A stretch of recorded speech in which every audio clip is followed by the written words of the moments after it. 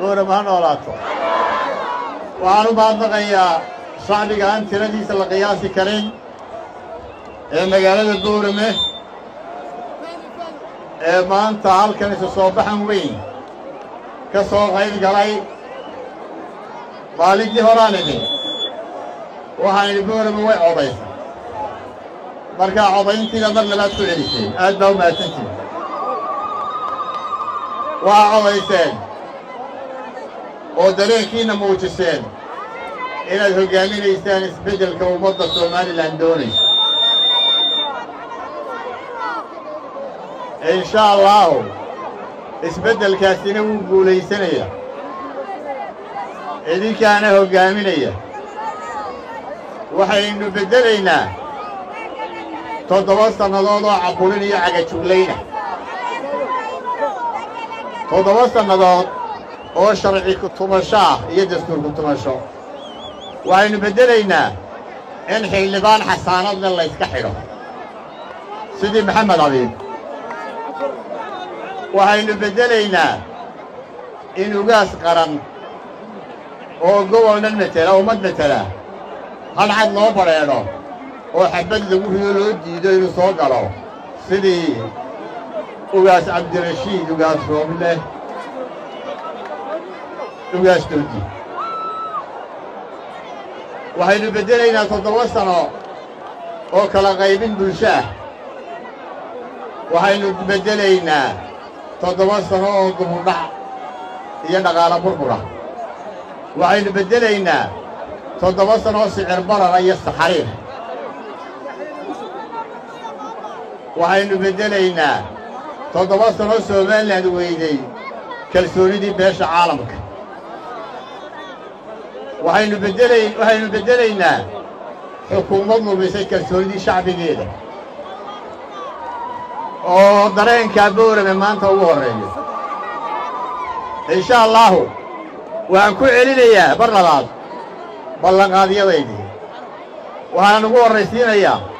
si uu ka hadlayay maydhana hadda mashiinkii oksijiinta dhakhtarka boorame inuu sanad fadhiyey oo uu fadhiyay $40,000 oo xukuumadda laga sugayo insha Allah xukuumadda waddan markay timaado waxa ugu horeeyay fulin doontaa buu noqonayaa hadda la yiraahdo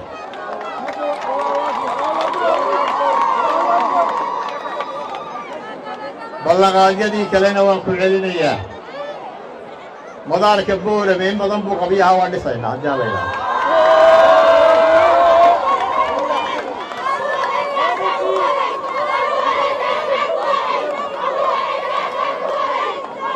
wadada isku xiraysa boorame iyo loo yacdo ee lacagteedii diyaarka ahayd ee xukuumaddii soo taagtayna waanu ka qaadaynaa xayiraadda oo la dhisayo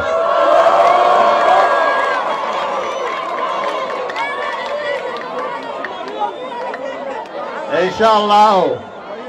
wadada muhiimka ah ee boorame iyo barkina waa dhisaynaa waxaa ka warqabteen inay aqoonyahankii gobolka Awdal maalin dhaweyd ay noo yimaadeen ay ka mid ahaayeen Dr. Bayle iyo Cabdishiid Xasan Mataan iyo odayaashii kale waxaan kaba ballanqaadyada ku darayaa cilmi baarista ay sameeyeen ee ku saabsan cabashada Awdal hadday siyaasi tahay hadday horumar tahay iyagana inaan wax ka qabanayno haddii alla yidhaahdo insha Allah dastuurkana waynu furaynaa si uu qof kastoo Soomaaliland isaga arko haddii alla yidhaahdo si aynu u helno saami qaybsi cadaalad ku fadhiya tirakoobkii qarankana waa samaynaynaa haddii alla yidhaahdo walaalayaal maanta waxaynu kala dooranaynaa inay Soomaaliland dunto iyo inay badbaado keebaad dooranaysaan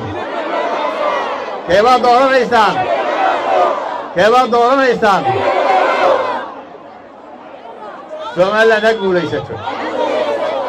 حزبي وطني هقوليست إسبايسي يسبدل دوركو أقول معها رجعنا معها إسبايسي هقوليست حزبي وسياسة كا وهكذا إن شاء الله هكذا رئيسان ururka kale ka soo jeeda gaar ahaan Boorame barwaaqo isna waa isbedel doon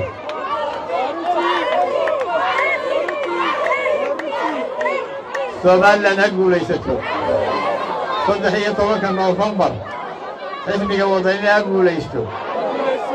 codkiina iyo 13 Noofambar iyo insha Allah isbedelka oo hirgala iyo Somaliland oo guulaysata أي نوعها تصدح يطلق النظام